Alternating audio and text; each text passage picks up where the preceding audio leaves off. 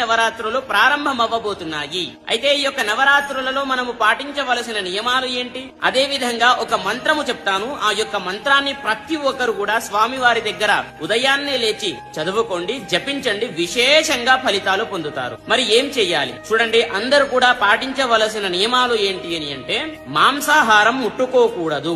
ఒక్కసారి ముట్టుకుంటే గణపతి మండపంలోకి రాకూడదు అనేది గుర్తుపెట్టుకోండి. మీరు తలస్నానమైనా చేయండి, ఏమైనా చేయండి, అది పనికి రాదు. అదే విధంగా మద్యపానము, ధూమపానము ఇలాంటి వాటికి దూరంగా ఉండాలి. అదే విధంగా చూడండి, చాలా మంది కూడా అడుగుతారు ఏంటి అని అంటే, పూజా విధానం ఏంటి అయ్యగారు. మొదటి రోజు చాలా మందికి కూడా బ్రాహ్మణులు దొరకరు. ఆ సమయంలో మీరు ఏం చేస్తారు అని అంటే, నా యూట్యూబ్ ఛానల్లో గజానంద స్వామి ఆస్ట్రాలజర్ అనేటటువంటి ఛానల్లో గణపతి పూజా విధానం అంతా కూడా మంత్రాలతో సహా అప్లోడ్ చేయడం జరిగింది. అక్కడికి వెళ్లి పూజా విధానం అంతా కూడా చూసి చేసుకోండి. అదే విధంగా నేను మంత్రం చెప్తా అని చెప్పాను కదా, ఉదయాన్నే లేవండి. ఉదయాన్నే లేచి ఈ యొక్క గణపతి నవరాత్రులలో ఓం గం గణపతయే నమః అనేటటువంటి ఈ యొక్క మహామంత్రాన్ని 108 సార్లు చదువుకోండి. మీకు విశేషంగా ఫలితాలు లభిస్తాయి. విద్య, బుద్ధి, ఉద్యోగం, వ్యాపారం ఇలాంటి వాటికి. ఓకేనా?